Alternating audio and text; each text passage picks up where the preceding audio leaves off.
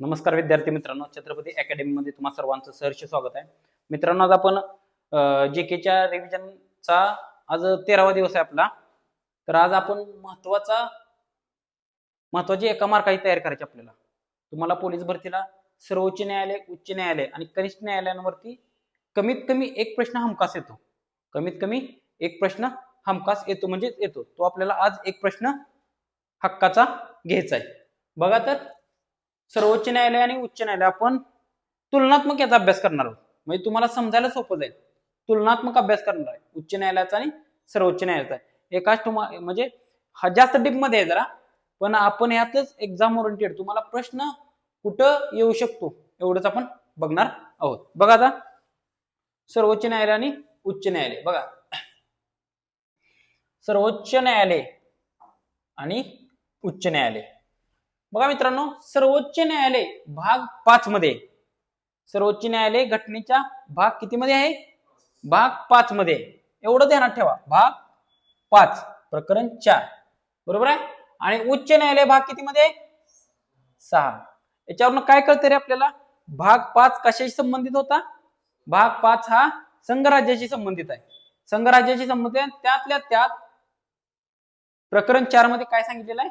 सर्वोच्च न्यायालय असेल. कळलं? म्हणजे संघराज्याचा एक भाग आहे सर्वोच्च न्यायालय.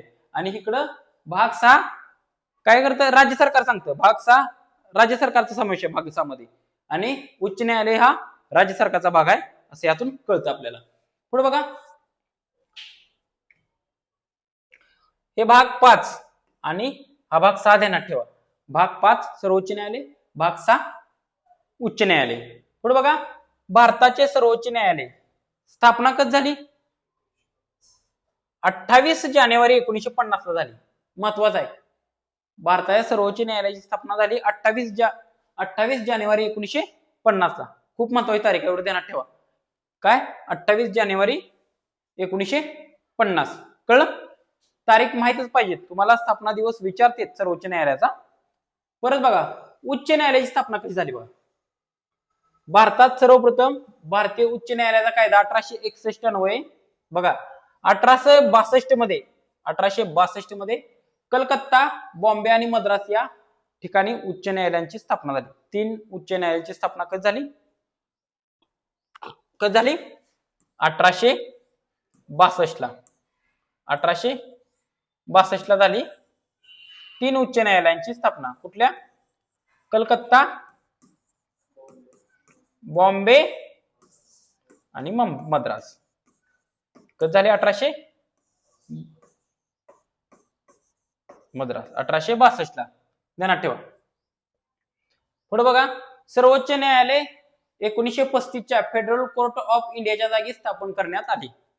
1935 च्या कायद्यानं फेडरल कोर्ट ऑफ इंडियाच्या जागी सर्वोच्च न्यायालयाची स्थापना केली. कळलं? 1935 च्या फेडरल कोर्ट ऑफ इंडियाच्या जागी स्थापन करण्यात आले सर्वोच्च न्यायालय. आणि सध्या भारतात बघा, महत्वाचं, किती उच्च न्यायालय आहेत? 25. वन लाईनर प्रश्न हा असा येऊ शकतो. सध्या भारत देशात किती उच्च न्यायालय आहेत? किती आहेत रे? 25 आहेत. किती आहेत? 25 आहेत. कळलं? कळलं? 25. डोक्यात न जाता कामा नये. 28 जानेवारी 1950 इकडं 25 आणि 1862 ह्या तारखा डोक्यात फिट असल्या पाहिजेत. कळलं? पुढे बघा, घटनात्मक तरतूद. बघा, घटनात्मक तरतूद सर्वोच्च न्यायालयाची घटनात्मक तरतूद आहे कलम 124 ते कलम 147. आणि उच्च न्यायालयाची तरतूद आहे कलम 214 ते 231. कळलं? कलम 124 ते 147 ही कलम कुठल्या कशाशी संबंधित आहेत? कशाशी संबंधित आहेत? कलम 124 ते 147 ही सर्वोच्च न्यायालयाशी संबंधित कलम आहेत. इथं आहेत, समोर दिसतंय का? 100 किती आहे? 24 आणि 127 सर्वोच्च न्यायालयाशी संबंधित आहे.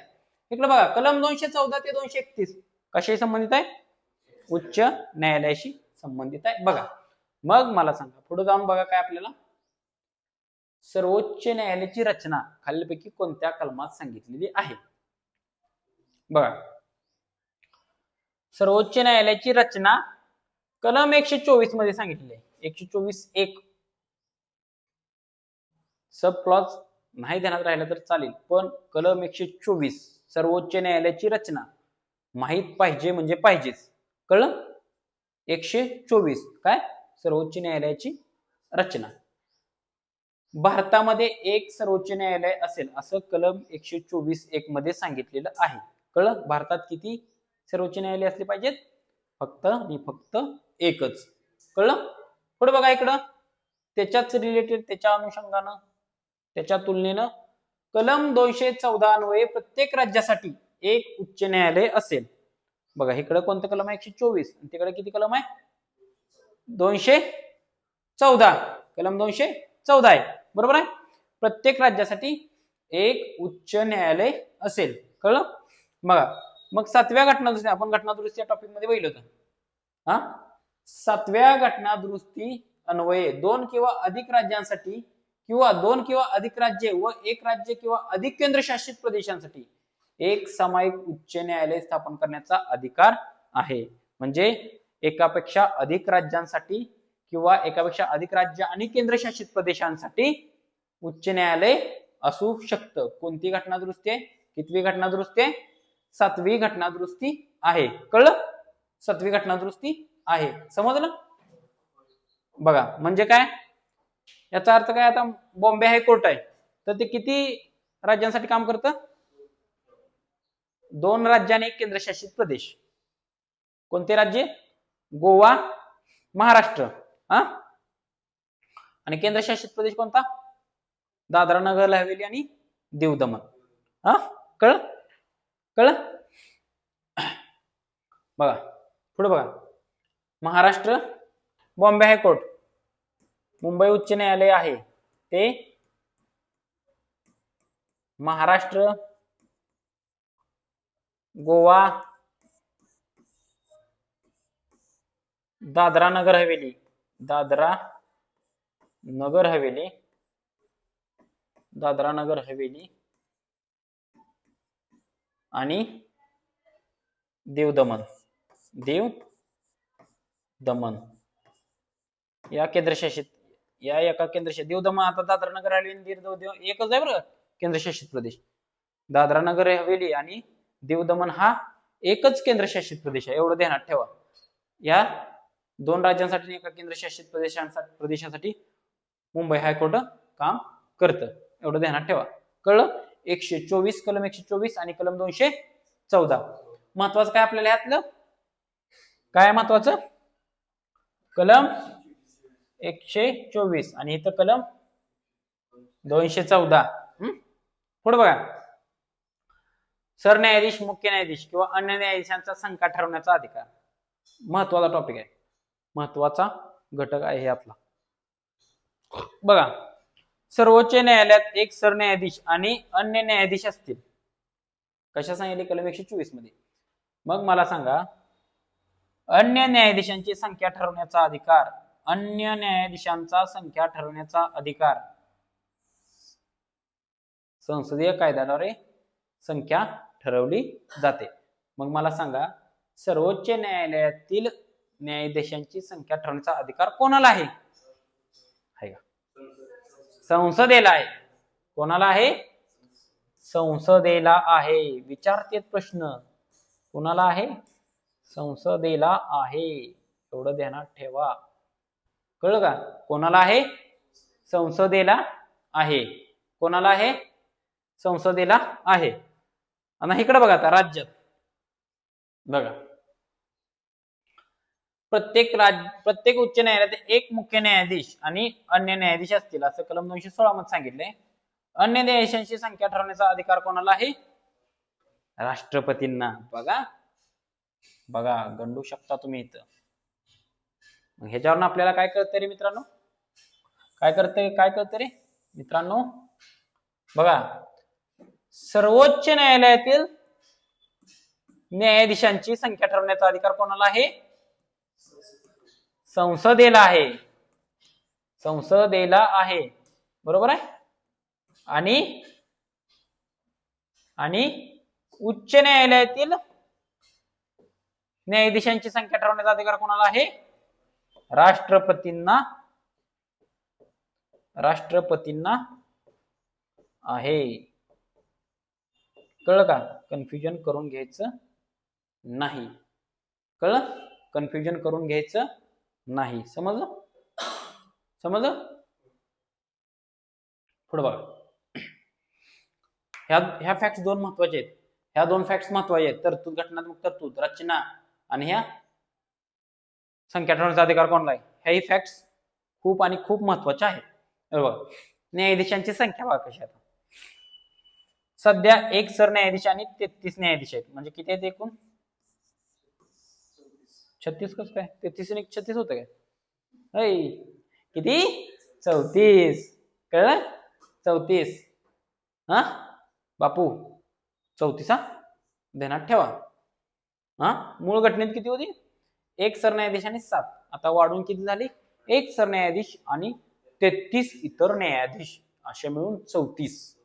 आणि बघा, सध्या भारतात 25 उच्च न्यायालय आहेत. प्रत्येक उच्च न्यायालयात कामकाजानुसार न्यायाधीशांची संख्या ही वेगवेगळी असते. कळलं? वेगवेगळी असते. कळलं? पुढे बघा, सरन्यायाधीश मुख्य न्यायाधीशांची नेमणूक कोण करतं? बघा, नेमणूक कोण करतं? आपल्याला एवढंच बघायचं आहे. कोण करतं रे इथं? राष्ट्रपती मार्फत. सर्वोच्च न्यायालयातील सरन्यायाधीशाची किंवा मुख्य न्यायाधीशांची नेमणूक कोण करतं? राष्ट्रपती. आणि इकडेही कोण करतं? राष्ट्रपतीच करतात. दोन्हीकडे पण राष्ट्रपतींमार्फत. कळलं? 124(2) मध्ये आहे नेमणूक, आणि इथं 217 मध्ये, कलम 217 मध्ये. पुढे बघा, नेमणूक कोण करतं? तर राष्ट्रपती करतात. कळलं?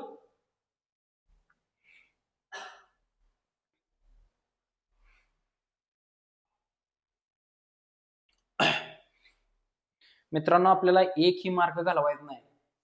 आपल्या ह्या रिव्हिजनच्या नोट्स आहेत, कमी नोट्स आहेत, आणि आपण तुलना करून असे दिलेले आहेत. एवढं ध्यानात घ्या. कळलं का? मार्क घालवायचा नाही. इथंच आहे, तुम्ही वाचन करा, तेवढं व्यवस्थित ध्यानात ठेवा. एकदा नजर जाऊ द्या याच्यावर सगळं व्यवस्थित. 1 मार्क फिक्स आहे. हा, पुढे बघा, अन्य न्यायाधीशांची नेमणूक. बघा, अन्य न्यायाधीशांची नेमणूक सुद्धा कोण करतं? राष्ट्रपतीच करतात. पण त्यावेळेस सरन्यायाधीशांचा विचार करणं राष्ट्रपतींवर बंधनकारक असतं. कळलं का? मुख्य न्यायमूर्तींची नेमणूक दोन्हीकडेही राष्ट्रपतीच करतात. पण इतर न्यायाधीशांची नेमणूक करण्याचा ज्यावेळेस प्रश्न येतो, त्यावेळेस इतर न्यायाधीशांची नेमणूक राष्ट्रपतीच करतात. पण त्यांना त्या न्यायालयातल्या सरन्यायाधीशाचा काय करणं, निर्णय घेणं, मत घेणं बंधनकारक असतं. विचार घेणं बंधनकारक असतं. कळलं? पुढे बघा, इकडे बघा, इकडे पण नेमणूक राष्ट्रपती मार्फत होते. पण अन्य न्यायाधीशांची नेमणूक करताना खालील व्यक्तींचा विचार करणं गरजेचं असतं. भारताचे सरन्यायाधीश, संबंधित राज्याचा राज्यपाल आणि उच्च न्यायालयाचे मुख्य न्यायाधीश. ज्यावेळेस उच्च न्यायालयातल्या इतर न्यायाधीशांची नेमणूक करायची असते, त्यावेळेस राष्ट्रपतींना खालील व्यक्तींचा विचार घ्यावा लागतो. कुणाचा? भारताच्या सरन्यायाधीशाचा. कुणाचा? त्या राज्याच्या राज्यपालाचा. आणि अजून कुणाचा? तर त्या राज्याच्या उच्च न्यायालयाच्या मुख्य न्यायाधीशाचा. कळलं? पुढे बघा, न्यायाधीशांसाठीची पात्रता. बघा, महत्वाची पात्रता आहे. काय पात्रता पाहिजे? बघा, ती व्यक्ती भारताची नागरिक असावी. हे तर सर्वांसाठी लागू होते. ती व्यक्ती भारतीय नागरिक असली पाहिजे. पुढे बघा, त्या व्यक्तीने, बघा आपण कशात बघतोय? सर्वोच्च न्यायालयात बघतोय. त्या व्यक्तीने एक किंवा अधिक उच्च न्यायालयात, बघा, त्या व्यक्तीने एक किंवा अधिक उच्च न्यायालयात सलग 5 वर्ष न्यायाधीश 5 वर्ष न्यायाधीश 5 वर्ष न्यायाधीश किंवा 10 वर्ष वकील 5 वर्ष न्यायाधीश किंवा 10 वर्ष वकील म्हणून काम करण्याचा अनुभव त्याला असला पाहिजे. कलम 124(3) मध्ये सांगितलेले आहे पात्रता. बघा, त्या व्यक्तीने एक किंवा अधिक उच्च न्यायालयात 5 वर्ष काय केली पाहिजे? 5 वर्ष किमान 5 वर्ष न्यायाधीश असला पाहिजे. तो 5 वर्ष न्यायाधीश, मुख्य न्यायाधीश नाही म्हणून फक्त न्यायाधीश असला पाहिजे. 5 वर्ष न्यायाधीश आणि 10 वर्ष वकील असावा. कळलं? पुढे बघा, तो राष्ट्रपतींच्या मते निष्णात कायदेपंडित असावी. ती व्यक्ती राष्ट्रपतींच्या मते निष्णात कायदेपंडित असावी अशी अट उच्च न्यायालयाला नाही, एवढं ध्यानात घ्या. उच्च न्यायालयाला अशी अट नाही. बघा इथं आहे, राष्ट्रपतीमध्ये तो व्यक्ती निष्णात कायदेपंडित असावी. ही कुठं आहे? सर्वोच्च न्यायालयाला ही अट आहे. कळलं? सर्वोच्च न्यायालयाला. सर्वोच्च न्यायालयाच्या न्यायाधीशांना न्यायाधीश होण्यासाठी किमान वयाच्या पात्रतेची अट नाही. तुम्ही किती लवकर वकिलीची पदवी घेताय आणि किती लवकर ह्या 2 अटी पूर्ण करताय, याच्यावरती तुम्ही कमीत कमी वेळात म्हणजे न्यायाधीश होऊ शकता सर्वोच्च न्यायालयात. म्हणजे ह्याला काय आहे तर वयाच्या कमीत कमीची पात्रतेची अट नाही, किमान वयाच्या पात्रतेची अट नाही. बघा पुढे बघा, उच्च न्यायालयाचा न्यायाधीश ती व्यक्ती भारतात नागरिक असावी आणि त्या व्यक्तीने भारताच्या राज्य क्षेत्रात किमान 10 वर्षे न्यायिक पद किंवा 10 वर्ष वकील म्हणून काम करण्याचा अनुभव असला पाहिजे. इकडे काय आहे तर 10 वर्ष न्यायिक पद आणि 10 वर्ष वकिली. 10 वर्ष पद न्यायिक पद, 10 वर्ष न्यायिक पद आणि 10 वर्ष वकिली.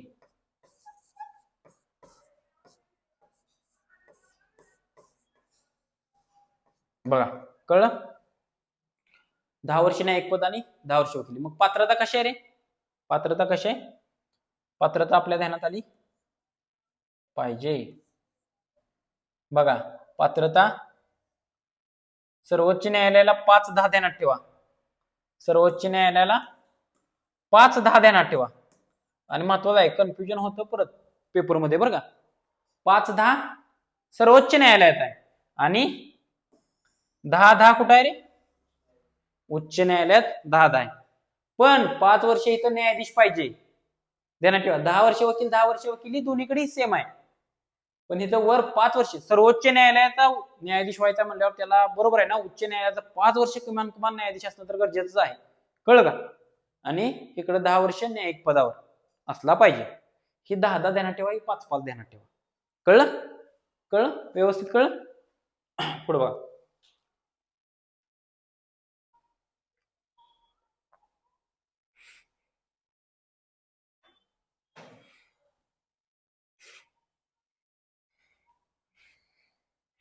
बघा कालावधी विचारते ना. पदावधी बघा, पदावधी कालावधी. सर्वोच्च न्यायालयाचा सरन्यायाधीश किंवा न्यायाधीश किती वयापर्यंत? 65 वर्ष पूर्ण होईपर्यंत ते आपल्या पदावर राहतात. सरन्यायाधीश कोणाला संबोधून राजीनामा देतात? राष्ट्रपतींना. म्हणजेच सर्वोच्च न्यायालयाचे सरन्यायाधीश आपला राजीनामा कोणाकडे देतात म्हणलं तर उत्तर काय त्याचं? राष्ट्रपती. कळलं? राष्ट्रपती. पुढे बघा इकडं, न्यायाधीशास राष्ट्रपती त्याच्या पदावरून संसदेने पारित केलेल्या ठरावानुसारच दूर करू शकतात. कळलं? मग मला सांगा, महाभियोगाची पद्धत कलम किती मध्ये दिली? कलम 61 मध्ये दिलेली आहे महाभियोगाची पद्धत. बरोबर आहे का? मग ह्या महाभियोगाच्या पद्धतीद्वारे, म्हणजे ही महाभियोग राष्ट्रपतींसाठी पद्धत असते, पण कधी कधी सरन्यायाधीशाला सुद्धा महाभियोग हा शब्द वापरते. एमपीसी कधी कधी त्यावरती प्रश्न आलेला आहे. कळलं? बघा, न्यायाधीश राष्ट्रपती त्यांच्या पदावरून संसदेने पारित केलेल्या ठरावानुसारच दूर करू शकतात. एवढं ध्यानात ठेवा. मग दूर कोण करू शकतं? राष्ट्रपती करतो. बघा, उच्च न्यायालयांच्या न्यायाधीशांचं निवृत्तीचं वय किती असते, पदावधी किती असते, 62. इकडं 65, इकडं 62, इकडं 65, सर्वोच्च न्यायालय 65, उच्च न्यायालय 62. कळलं? सर्वोच्च न्यायालय 65 आणि उच्च न्यायालय 62. पुढे बघा, न्यायाधीश, उच्च न्यायालयातील न्यायाधीश राष्ट्रपती संबोधून आपला पदाचा सैनिशी राजीनामा देतात. म्हणजे बघा, उच्च न्यायालयातील न्यायाधीश हेही आपल्या पदाचा राजीनामा कोणाकडे देतात, कोणाकडे देतात तर राष्ट्रपतींकडेच देतात. म्हणजे सर्वोच्च न्यायालयातील कोण, सरन्यायाधीश, न्यायाधीश आणि उच्च न्यायालयातील न्यायाधीश कोणाकडे राजीनामा सुपूर्द करतात, राष्ट्रपतींकडे. दोन्हीकडे कोण आहे, राष्ट्रपती आहेत, एवढं ध्यानात ठेवा. बघा, आणि राष्ट्रपती न्यायाधीशास संसदेने पारित केलेल्या ठरावानुसार त्यांना पदावरून दूर करू शकतात. म्हणजे उच्च न्यायालयाच्या ह्याच्यावरून काय कळतं रे, आपल्याला उच्च न्यायालयाच्या आणि सर्वोच्च न्यायालयाच्या न्यायाधीशांना पदावरून दूर करण्याची पद्धत जवळपास सारखी आहे. कळलं? पुढे बघा, शपथ किंवा प्रतिज्ञा. शपथ कोण देतं बघा, महत्वाचं, शपथ कोण देतं तर राष्ट्रपतींमार्फत, त्यांनी नियुक्त केलेल्या व्यक्तींमार्फत, राष्ट्रपतींमार्फत किंवा त्यांनी नियुक्त केलेल्या व्यक्तींमार्फत सर्वोच्च न्यायालयाचे सरन्यायाधीश आणि राज्याच्या उच्च न्यायालयाच्या न्यायाधीशास राज्याचे राज्यपाल किंवा त्यांनी नियुक्त केलेल्या व्यक्तीमार्फत. बघा, शपथ इकडे राज्यपाल देतो, पण त्यांना पदावरून दूर कोण करतं, राष्ट्रपती. कळलं? शपथेचा नमुना कितव्या अनुसूचित आहे, 3ऱ्या अनुसूचित आहेत. एकूण किती अनुसूचित आहेत घटनेत, 12 आहेत. हा, पहिले काय, संघराज्य प्रदेश आणि त्याचे क्षेत्र. दुसरं नागरिक होतं. तिसरा, सॉरी ते भाग झाला. पहिलं काय, बरोबर ना, संघराज्य आणि त्याचे क्षेत्र, बरोबर, त्यात राज्यांची नावे वगैरे येतात. दुसरं पगार व भत्ते. तिसरं शपथ आहे. कळलं? चौथं राज्यसभेतील राज्यांच्या जागा, बरोबर आहे ना. 5वी 6वी 7वी, 7वी काय, 7वी सूच्या, 8वी भाषा, 9वी कायदेत, जमीन सुधारणा संबंधीचे कायदे, 10वी काय, पक्षांतरबंदी कायदा, 11वा काय, पंचायत राज आणि 12वा नगरपालिका संबंधी. कळलं? पुढे बघा, न्यायाधीशांना पदावरून दूर करणे. बघा, न्यायाधीशांना पदावरून दूर करणे, राष्ट्रपतींच्या आदेशावरून न्यायाधीशांना पदावरून दूर करता येऊ शकते. राष्ट्रपतीच्या आदेशाने त्यांना पदावरून दूर केले जाते, पण तत्पुरती संसदेच्या प्रत्येक सभागृहाने विशेष बहुमताने ठराव पारित करणं गरजेचं असतं. विशेष बहुमत म्हणजे कसलं, 2/3. कळलं? विशेष बहुमत 2/3 असते, बरोबर आहे. बघा, त्यांना पदावरून दूर करण्यासाठी कारण काय असते तर न्यायाधीशांनी केलेले गैरवर्तणूक किंवा अकार्यक्षमता या आधारावरून. काय तर न्यायाधीशांनी केलेले गैरवर्तणूक आणि अकार्यक्षमता या आधारावरून त्याला राष्ट्रपतीच्या आदेशाने संसदेत बहुमत सिद्ध झाल्यानंतर पदावरून दूर करता येऊ शकतं. तसं उच्च न्यायाधीशांना कसं पदावरून दूर केलं जाऊ शकतं बघा, राष्ट्रपतीच्या आदेशाने पदावरून दूर करता येतं, पण बघा तत्पूर्वी संसदेच्या प्रत्येक सभागृहाने विशेष बहुमताने ठराव पारित करणे गरजेचे असते. आता इथं बघा, ही वाक्य वाचा.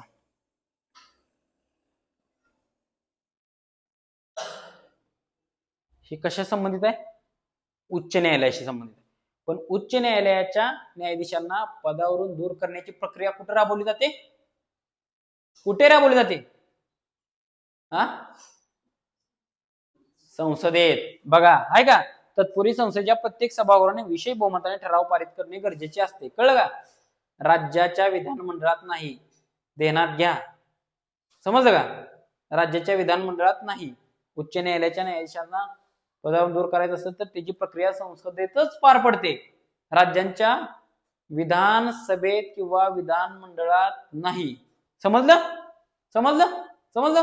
पुढे बघा, न्यायाधीशाने केलेली गैरवर्तणूक किंवा अकार्यक्षमता या आधारावर, मग त्याला आधार कोणते आहेत, गैरवर्तणूक आणि अकार्यक्षमता, या आधारेच त्याला पदावरून दूर केलं जाऊ शकतं. कळलं? पुढे बघा, पगार व भत्ते. पगार व भत्ते बघा, संसदीय कायद्याद्वारे कलम 125, कलम 125 मध्ये काय सांगितले तर संसदेचा कायदा सांगितले पगार व भत्ते कुणाचे सर्वोच्च न्यायालयाच्या न्यायाधीशांचे पगार व भत्ते संसदीय कायद्याद्वारे कलम 125 मध्ये. म्हणजे कोण ठरवतं तर पगार व भत्त्यांची? कोण ठरवतं आहे का? संसद आहे रे, संसद. राष्ट्रपती नाही ठरवत. संसदीय कायद्याद्वारे म्हणल्यावर राष्ट्रपती येणार. मग हे जर राष्ट्रपती असलं राष्ट्रपती म्हणले असते ना. कळलं का? राष्ट्रपती नाही, एवढं ध्यानात ठेवा.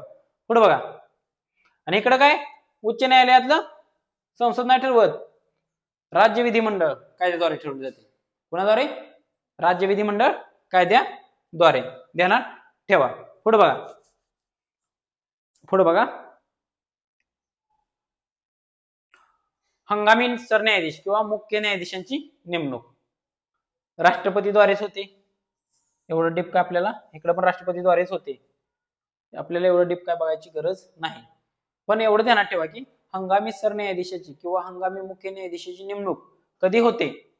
फक्त एवढं ध्यानात ठेवा की जर सरन्यायाधीशाचे पद रिक्त असेल किंवा सरन्यायाधीश तात्पुरत्या कारणासाठी अनुपस्थित असेल किंवा सरन्यायाधीशाने आपल्या पदाची कर्तव्य पालन करण्यास असमर्थ असेल.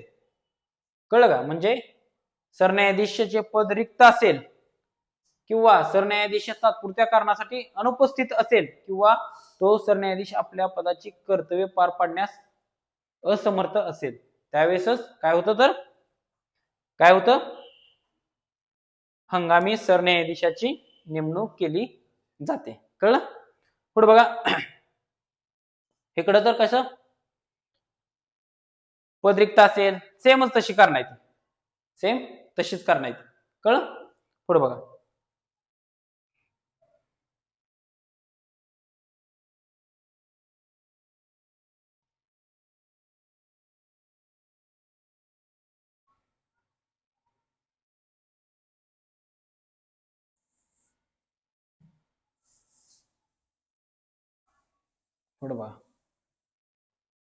तदर्थ न्यायाधीशाची नेमणूक राष्ट्रपतीच्या पूर्वसंमतीने व संबंधित उच्च न्यायालयाच्या मुख्य न्यायाधीशाचा विचार घेतल्यानंतरच सरन्यायाधीशाद्वारे. बघा, तदर्थ न्यायाधीशाची नेमणूक कोण करतं तर सरन्यायाधीश करतं. पण कोणाचा विचार घेऊन? राष्ट्रपतीच्या पूर्वसंमती आणि त्या न्यायालयातील काय तर उच्च न्यायालयाच्या मुख्य न्यायालयाचा विचार घेतल्यानंतरच. मुख्य न्यायाधीशाचा इथं न्यायालयाचा नाही, मुख्य न्यायाधीशाचा. कळलं? मुख्य न्यायाधीशाचा विचार घेतल्यानंतरच सरन्यायाधीशाद्वारे तदर्थ न्यायाधीशाची नेमणूक केली जाते. मग मला सांगा कधी केली जाते तर जर एखाद्या वेळी सर्वोच्च न्यायालयाचे एखादे सत्र भरवण्यासाठी न्यायाधीश उपलब्ध नसतील तर. कधी? जर एखादं सत्र भरवण्यासाठी न्यायाधीश उपलब्ध नसतील तर तदर्थ न्यायाधीशाची नेमणूक केली जाते. तिकडे जर सरळ राष्ट्रपतींमार्फत आहे उच्च न्यायालयात. कळलं? तिथं कसं आहे, कारण काय माहितीये का, अतिरिक्त न्यायाधीश कशासाठी नेमले जातो तर कामकाजात तात्पुरती वाढ झाल्यास अतिरिक्त न्यायाधीश नेमला जातो राष्ट्रपतींमार्फत. आणि हंगामी न्यायाधीश कधी नेमला जातो? जर एखादा न्यायाधीश गैरहजर किंवा इतर कारणामुळे पदाची कर्तव्य पार पाडण्यास असमर्थ असेल त्यावेळेस हंगामी न्यायाधीश नेमला जातो. समजा आता बॉम्बे हायकोर्ट मध्ये भरपूर न्यायाधीश आहेत आणि त्यातलं जर कामाचा लोड लई चालला तर कोणता न्यायाधीश नेमणार?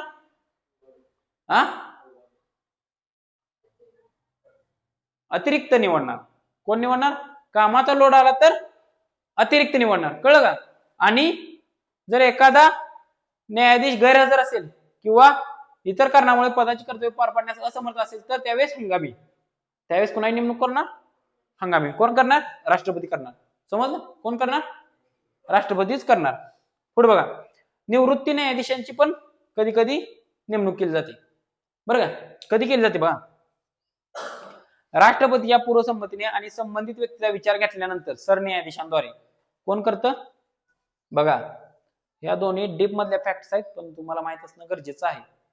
बघा, निवृत्त न्यायाधीशांची नेमणूक करायची आहे, कोण करतं सरन्यायाधीश करतं. तद्दत न्यायाधीशांची नेमणूक करायची, कोण करतं सरन्यायाधीश करतं. कुठं सर्वोच्च न्यायालयात. आणि उच्च न्यायालयात कोण करतं इथं तद्दत तद्दत नाही सॉरी अतिरिक्त आणि हंगामी कोण करतं. अतिरिक्त आणि हंगामी कोण करतं राष्ट्रपती करतं. लय डीप झालंय, फक्त माहिती असू द्या. समजलं. पुढे बघा, हे काय गरज नाही आपल्याला. पुढे बघा, महत्वाचं आहे हे पण बघू.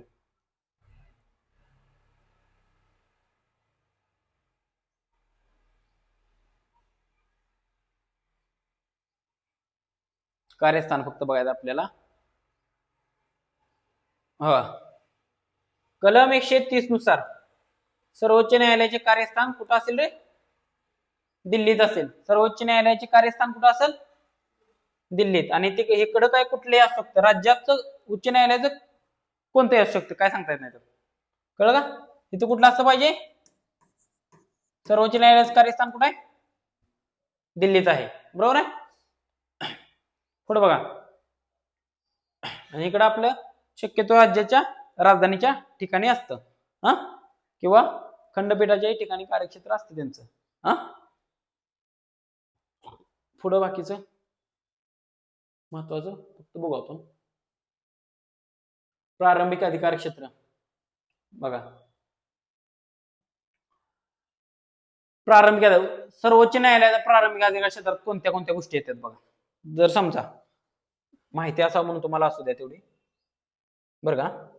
बघा, प्रारंभिक अधिकार क्षेत्र म्हणजे काय असतं माहितीये का, ज्या काय गोष्टी असतात ज्या ज्या न्यायालयाच्या प्रारंभिक अधिकार क्षेत्रात त्या संबंधित तंटा उद्भवला तर आपल्याला न्याय मागण्यासाठी त्याच न्यायालयात जावं लागतं.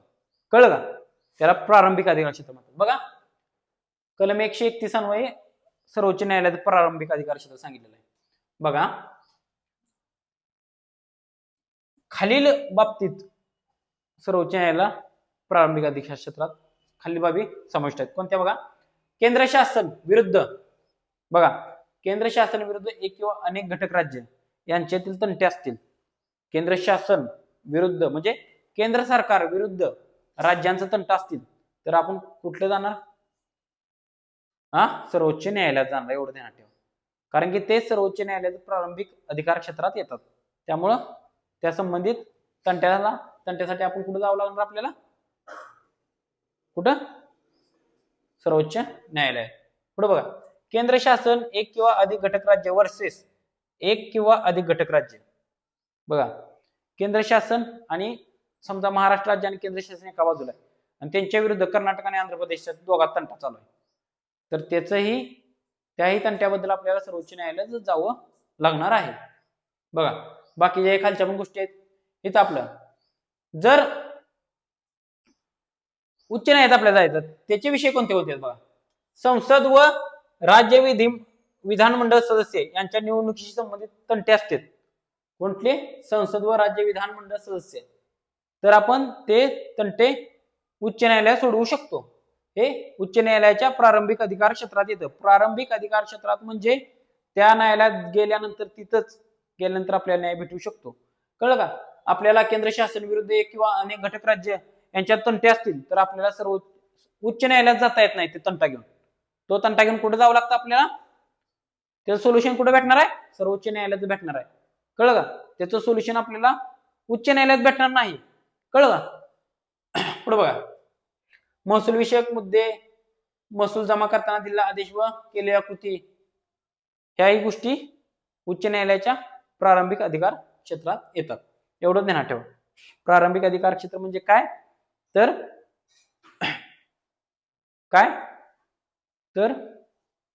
काही जे तंटे उद्भवतात त्या तंट्यांचं सोल्युशन विशिष्ट न्यायालयातच आपल्याला मिळू शकतं. म्हणजे सर्वोच्च न्यायालय किंवा उच्च न्यायालय. सर्वोच्च न्यायालयाचे प्राधिकार अधिकार क्षेत्र वेगळं असते आणि उच्च न्यायालयाचं अधिकार क्षेत्र किंवा प्रारंभिक अधिकार क्षेत्र वेगळं असतं, एवढं ध्यानात ठेवा. बघा प्राधिलेख अधिकार क्षेत्र, बघा आर्टिकल 32 नुसार आपण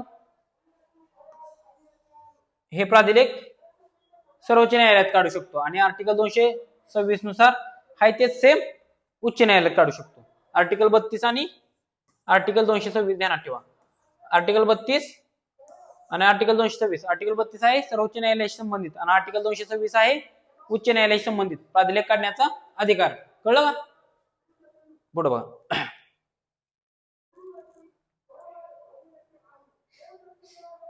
हे एक महत्वाचं आहे, उच्च न्यायालयाशी जरा संबंधित महत्वाची कलम बघा.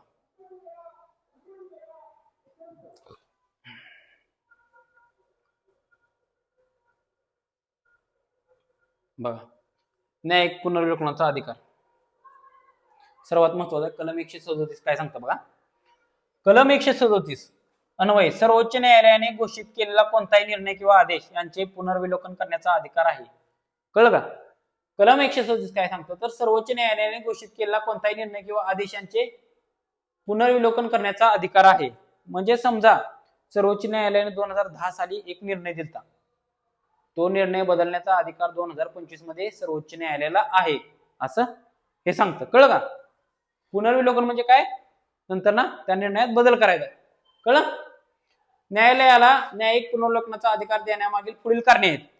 का बरं? कारण काय बघा, केंद्र राज्य संतुलन राखण्यासाठी, नागरिकांच्या मूलभूत हक्कांच्या संरक्षणासाठी किंवा घटनेच्या सर्वोच्चतेचे तत्व अबाधित ठेवण्यासाठी न्यायालयीन पुनर्विलोकनाची तरतूद केलेली आहे. बघा पुढं हा इकडेही सेमच आहे. न्यायालयीन पुनर्विलोकन ध्यानात ठेवा कलम 137. कळलं? कलम 137. पुढे बघा आता काय महत्वाची कलम आहे ती, कुठली कुठली महत्वाची कलम तुम्हाला ध्यानात ठेवावं लागणार आहे ती बघा. कलम 136 काय सांगतं, अपील करण्यास सर्वोच्च न्यायालयाकडून विशेष अनुज्ञा म्हणजे विशेष परवानगी. थोडक्यात अपील करण्यास सर्वोच्च न्यायालयाकडून विशेष अनुज्ञा किंवा विशेष परवानगी म्हटलं तर चालत. पुढे बघा पुढची एक दोन महत्वाची कलम आहे ती.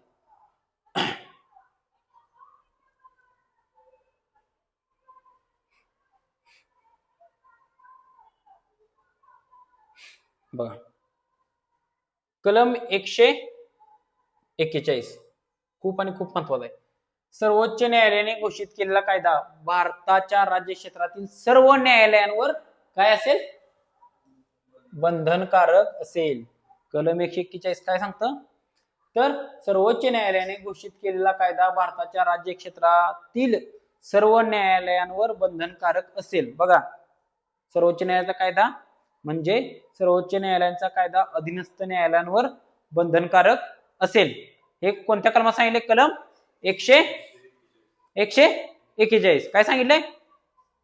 सर्वोच्च न्यायालयाचा कायदा भारताच्या राज्य क्षेत्रातील सर्व न्यायालयांवर बंधनकारक असेल. कळलं? पुढे बघा कलम 143 महत्वाचा आहे, सल्ला देण्याचे अधिकार क्षेत्र. कलम 143 सल्ला देण्याचं अधिकार क्षेत्र सर्वात महत्वाचा आहे. पण कलम बघा राष्ट्रपतींना सर्वोच्च न्यायालयाकडून सल्ला मागण्याचा अधिकार आहे. तो सल्ला मागण्याचा अधिकार खालीपैकी कोणत्या कलमात आहे? 143 143 हा समजून घ्या तुम्ही. हा कळलं का? हा समजलं का? सल्ला मागायचा आहे राष्ट्रपतींना कुठं? सर्वोच्च न्यायालयाकडे. कळलं का? पुढे बघा एवढं दोनच 141 आणि 143 खूप महत्वाचं आहे, बाकीचं काय महत्वाचं नाही. कळलं? 143 आणि 141 कलम तेवढं ध्यानात ठेवा. 141 काय सांगतं, सर्वोच्च न्यायालयाचे निर्णय अधीनस्थ न्यायालयांवर बंधनकारक असतील आणि 143 काय सांगतं, राष्ट्रपती सर्वोच्च न्यायालयाकडे सल्ला मागू शकतात. कळलं? एवढे दोन कलम महत्वाचे ते ध्यानात ठेवा. बघा भाग 6 प्रकरण 6 मध्ये काय तर अधीनस्थ न्यायालय किंवा कनिष्ठ न्यायालय. भाग 6 मध्ये तो राज्य सरकारचा भाग आहे म्हणून भाग 6 मध्ये कनिष्ठ न्यायालय आहेत. ह्यात दोनच कलम महत्वाचे आहेत तेवढं ध्यानात ठेवा. बघा कलम 233 काय सांगतं बघा. कलम 233 सांगतं जिल्हा न्यायाधीशाची नेमणूक. जिल्हा न्यायाधीशाची नेमणूक कोण करतं? राज्यपाल करतात. जिल्हा न्यायाधीशाची नेमणूक कोण करतं? राज्यपाल करतं.